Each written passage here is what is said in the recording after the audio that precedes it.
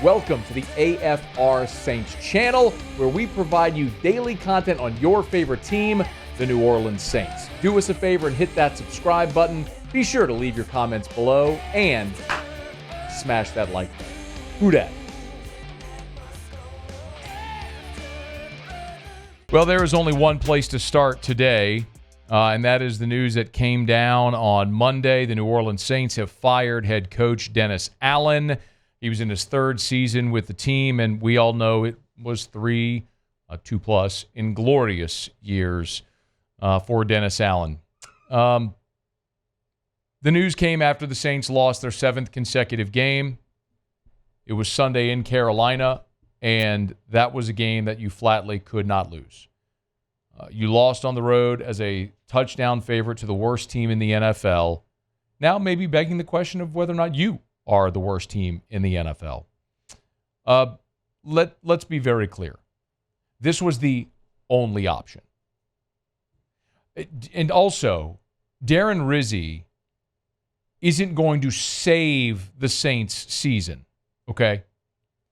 You're not going 10-7. He's not going to pull some miracle. This roster is still what it is. But how in the world do you justify the decision to keep Dennis Allen at this point? You can't.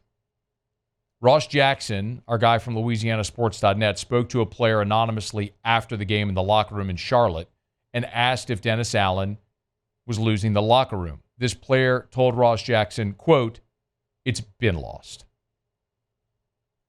How do you continue to ask those guys to come to work every day, to be professional, to try to win games, when the guy at the helm is a lieutenant and not a general? What we've been saying here for 2 years now. Great guy. Everybody likes him. Did great things with this organization as a defensive coordinator. Was here from the beginning with Sean Payton. Left on his own path, Denver, Oakland, came back as a DC in 2015, a big part of the Saints' turnaround after those back-to-back-to-back 7-9 seasons. He was a big part of the turnaround. He's just not a head coach. And we all saw it. 1 week ago, I was sitting in this chair screaming like a lunatic about this whole situation. But you have a general manager that doesn't understand patience does not equal indifference. Patience is one thing. Indifference and ignorance is another. And that's what you were bordering on the longer that you kept Dennis Allen. This was your first 7-game losing streak since 1999. You are creatively finding ways to lose games amid this losing streak. My goodness. Everybody by now, I think, has seen the Bill Barnwell tweet after the game against Carolina. One of the more incredible things that you could imagine. The Saints outgained the Panthers by 150 yards, ran for 150 yards, won the turnover battle, and lost. Over the last 20 years, teams had gone 275-0 with that formula. They're now 275-1. Ladies and gentlemen, the Dennis Allen experiment. That's not the only one. First time you'll have had multiple 200-plus yard rushing games allowed since 2012. Tampa Bay ran for 277 yards, the fourth most allowed in Saints franchise history. You became the third team in NFL history, by the way, the third team in NFL history to lose a game without allowing an offensive touchdown and while scoring 24-plus points. That happened earlier this year when you lost to Atlanta. You became the fourth team since 2019 to force 2 turnovers in a game, block a punt, and lose. That happened against Philly. It wasn't just that you were losing. It was that you were finding creative and new ways, almost inexplicable ways, to lose. And now you are running out of people to blame. Jameis Winston and Andy Dalton are gone. You brought in Derek Carr. You ran out Pete Carmichael after last season. You brought in Clint Kubiak. Now you fired Dennis Allen. There's only one more chair at the table. There's only one more seat at the bus. And I'm looking at Mickey Loomis. I yelled about it last week. I'll say it in a little more calm manner this week. Mickey Loomis hired Dennis Allen. Mickey Loomis is the one who's got you in the cap situation you're in. Mickey Loomis is the one who's organized the entire scouting staff that's put you in a position where you keep whiffing in the draft. Mickey Loomis is as culpable in all of this as anyone, because in every organization, the blame goes upwards. Ultimately, everything that goes wrong starts at the top, and that starts with Mickey Loomis. And my hope is Gail Benson has enough sense and fortitude to make this move as well this offseason. Because I'll tell you this much, I don't want him picking the next head coach. I don't want him overseeing a draft where you're probably going to have a top 5 pick and might be taking a stab at your first quarterback in the first round since Archie Manning, only the second in franchise history. I don't want him anywhere near rebuilding this salary cap. He needs to be next. Remember what Mickey Loomis said this offseason about Dennis Allen? Do you remember who he compared Dennis Allen to this offseason? Look, I was prepared for this question, right?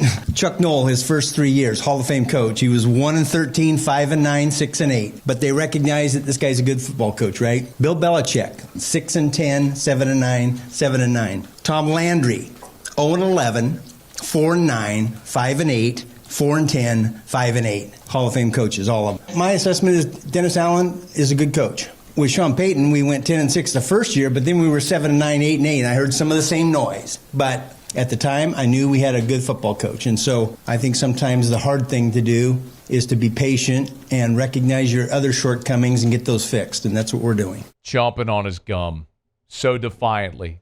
Preaching to you and me about Chuck Noll and Bill Belichick and Tom Landry. Blind to the reality right in front of his face because he couldn't recognize how wrong he was. Dennis Allen is gone, and Mickey Loomis needs to be next. Or Mick, by the way, should we still be looking beyond the results? One of the things that good organizations do, man, you look beyond the results.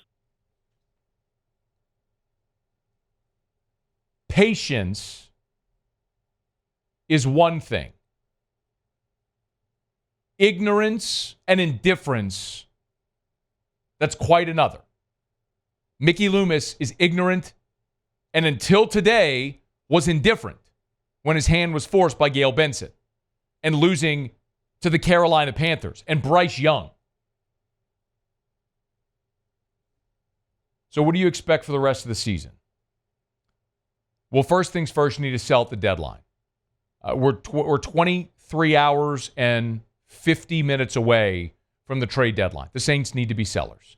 Every asset you have that you can offload, you offload it. And you get whatever you can get in terms of assets to allow your roster to get younger and more affordable. You trade Marshawn Lattimore. If you can get anything for Chris Olave, you do that. As unfortunate as it is with his concussion situation, I don't know how much value he has. If you can trade Chase Young, you do it. You trade every asset you have that can get you younger and more affordable. You're looking ahead for player development. Taliese Fuanga. Is Trevor Penning going to be a starting tackle in this league? Brian Brzee in year 2. Want to see him continuing to get better. Injuries at corner, and especially if you trade Lattimore, you want development from Kool-Aid McKinstry. Can he be a guy that can be a number 1 for you on the outside? That's what you need to figure out in the second half of this season. And then you're playing for the draft. The way you're trending right now is you're going to land somewhere in the top 10, likely in the top 5 for this upcoming draft. You need to take a quarterback. I understand you don't select a quarterback just because, but you do your due diligence. You identify the person, the player that is the best for what you want to achieve, and you go get it. And that may mean moving up a spot or two.